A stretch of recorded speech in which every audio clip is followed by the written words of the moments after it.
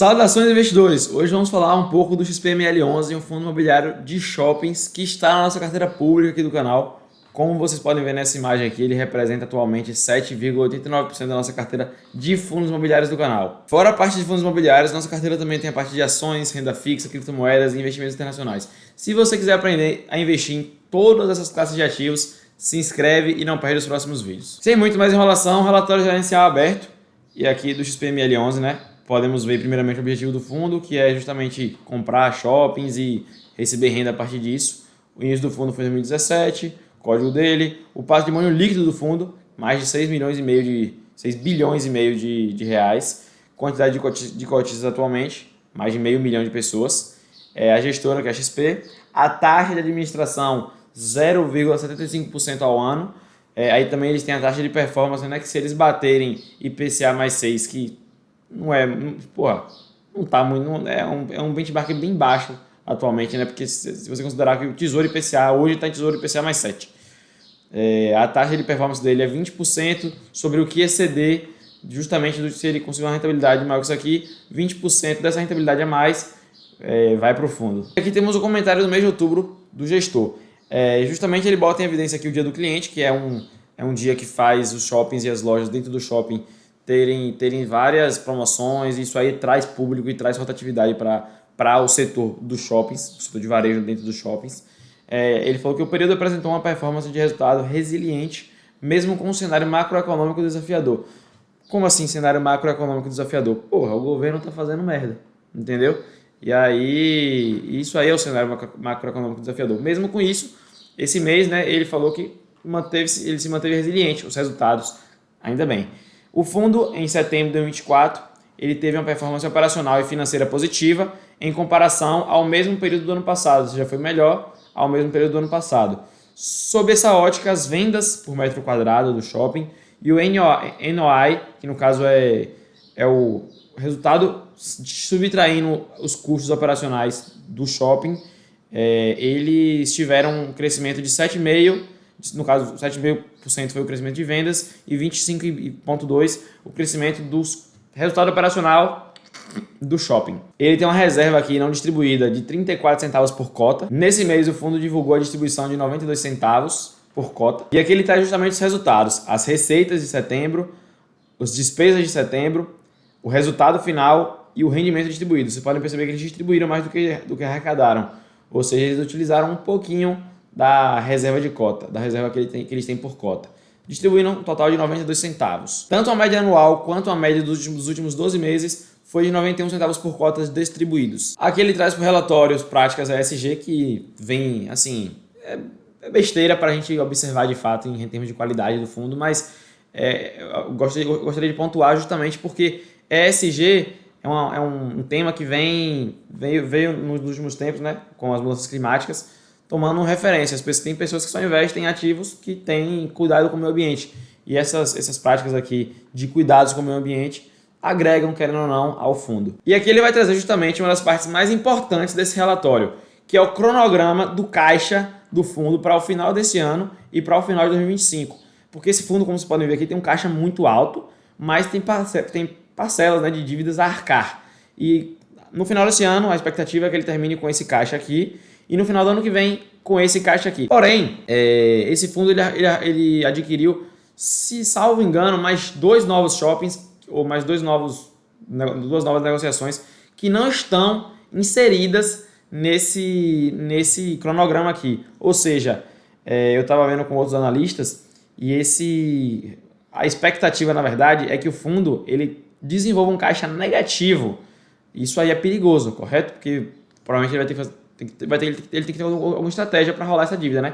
Ou ele vai ter que vender ativos, ou ele vai ter que emitir. Só que assim, para emitir, se vocês observarem, né, a cota do XPML, ela tá abaixo do VP. Então, como é que você emite com a cota abaixo do valor patrimonial? Você não pode fazer isso, né? Você pode, mas não é o ideal. Você não vai arrecadar tanto. E é uma sacanagem com os cotistas, né?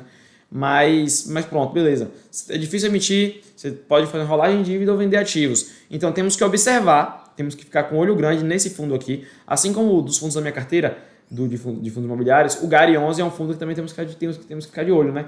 porque ele acabou de adquirir 15 imóveis do Grupo Carrefour, bandeira Atacadão, e aí ele não ficou muito claro ainda como ele vai querer pagar isso, né?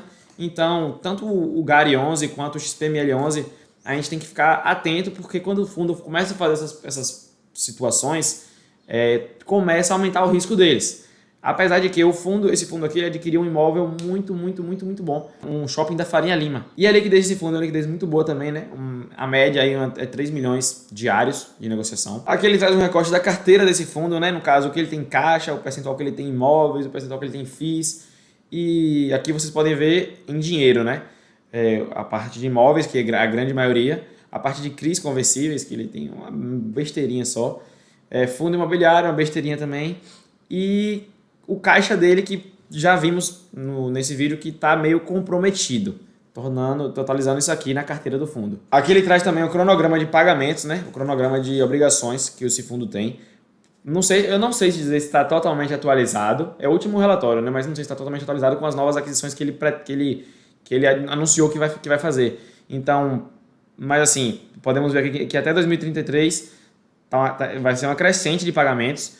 E chegando em 2034, já dá uma boa reduzida. E aqui são métricas importantes, né, de se observar em fundos de shopping. No caso, aqui são as vendas de uma loja com mais de 12 meses dentro do shopping. Podemos ver que ela cresceu 3,1% esse ano, no caso, inferior ao crescimento do ano passado. Aqui é o aluguel recebido pelas lojas com mais de 12 meses dentro do shopping. E houve um crescimento maior que o ano passado, ou seja, um 4% de crescimento. Isso é bom. O NOI, vimos aqui que ele reduziu 1% em relação ao ano passado inteiro, né?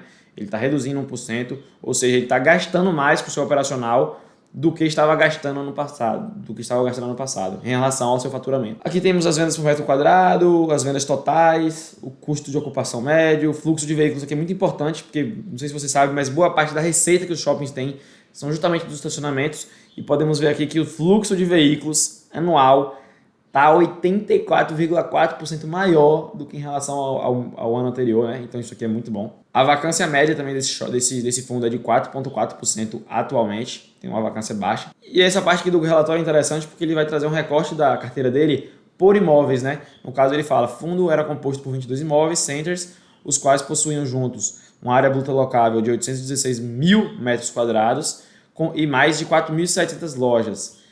Aí ele mostra aqui, né, por shopping, a Catarina Fashion, blá, blá, blá, blá, blá. O maior percentual dele aqui é esse Tietê Plaza, junto com o Grande Plaza e o Catarina Fashion White. E aí tem todos os outros shoppings até formalizar 100% do fundo imobiliário. A diversificação regional desse fundo, né, no caso de ativos, podemos perceber que o Sudeste, como sempre, né, isso é bom, representa a grande maioria.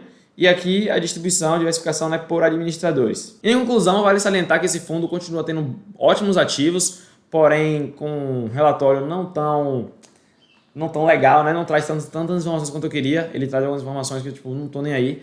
Mas é um relatório, digamos assim, mediano para bom. Eu queria uma atualização, espero que nos próximos eles tragam, de como vai ficar exatamente esse caixa e o que eles querem fazer para arcar com as dívidas, né? Se eles pretendem vender alguma coisa, se eles pretendem rolar dívida, o que eles querem fazer para deixar, né, o cotista mais tranquilo. Porque, se você deixar a gente no escuro, eu não tenho confiança em investir em um fundo assim. Então, espero que nos próximos relatórios eles tragam, de fato, as informações. E, cara, se inscreve aqui no canal para você aprender de uma vez por todas a criar uma carteira de fundos imobiliários, uma carteira de ações, uma carteira para você dormir tranquilo e ganhar muito dinheiro.